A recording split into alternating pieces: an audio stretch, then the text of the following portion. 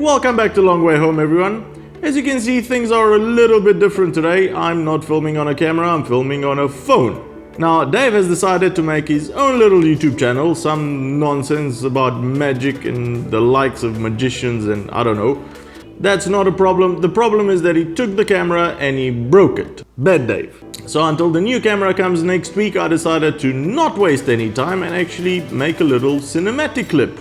The theme for today is why we love riding motorcycles, and I'm sure all of us have completely different reasons. So watch the clip and let me know in the comments below afterwards what your reason is for riding motorcycles. We ride because it gets into our blood, it becomes part of us. It's a love affair like no other, everything goes into slow motion. We ride because there's nothing like it in the world and we could not imagine life without it.